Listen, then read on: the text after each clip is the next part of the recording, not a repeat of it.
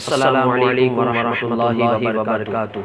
ناظرین میں ہوں شفیق رضا۔ آئیے شروع کرتے ہیں آج کا ایک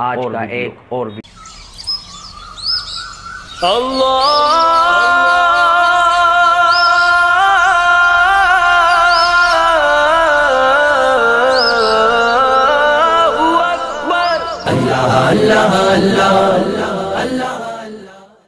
ایک مرتبہ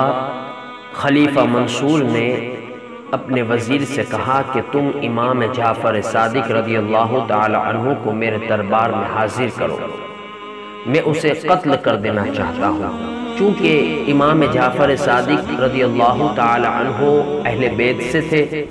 اور لوگوں کے دلوں کے اندر آپ کی بڑی عزت اور عظمت تھی، لوگ آپ کا ادب و احترام کیا کرتے تھے، لہٰذا اس نے اپنے وزیر سے یہ حکم دیا کہ تم امام جعفر صادق رضی اللہ تعالی عنہ کو میرے دربار میں حاضر کرو، اور درباریوں کو کہہ دیا کہ جب امام جعفر صادق دربار میں آ جائے اور میں اپنا تاج سر سے اتاروں تو تم فوراً اس پر حملہ کر دینا اور انہیں قتل کر دینا۔ وزیر نے کہا کہ ایک شخص جو دنیا سے دور، دنیا والوں سے دور گوشہ نشینی اختیار کیے ہوئے ہے،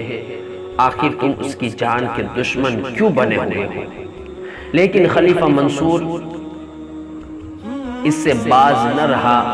اور اس نے کہا کہ تم میرے حکم کی تعمیل کرو اور امام جعفر صادق کو میرے دربار میں لے کر آؤ۔ چنانچہ امام جعفر صادق رضی اللہ تعالی عنہ خلیفہ منصور کے جب دربار میں تشریف لائے اور خلیفہ منصور نے جب امام جعفر صادق کو دیکھا تو اس پر ایک خوف اور دبدبہ طاری ہو گیا، وہ فوراً اپنے تخت سے کھڑا ہو گیا اور سامنے چل کر حضرت سیدنا امام جعفر صادق رضی اللہ تعالی عنہ کے پاس گیا،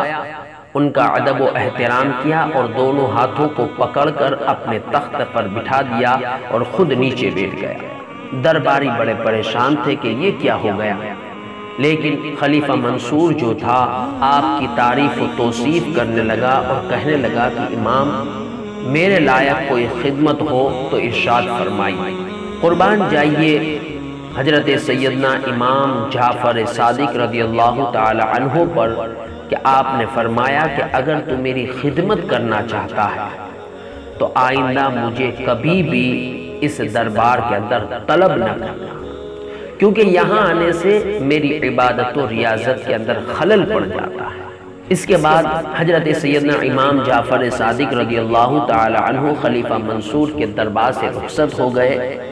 اور کتابوں میں آتا ہے کہ 3 دن اور 3 رات مسلسل خلیفہ منصور پر گشت جاری رہی۔ 3 دن کے بعد جب وہ دربار میں آیا تو درباریوں نے کہا کہ ارے کیا ہو گیا تھا؟ تو خلیفہ منصور نے کہا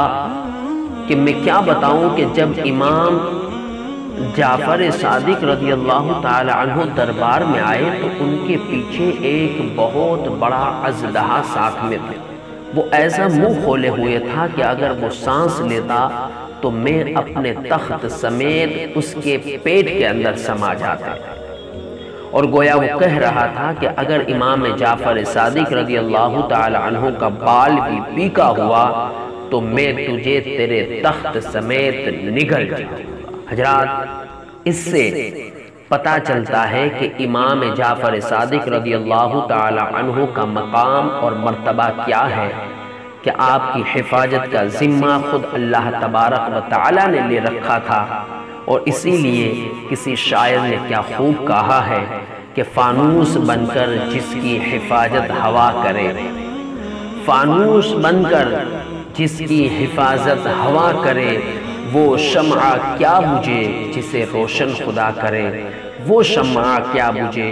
جسے روشن خدا کرے۔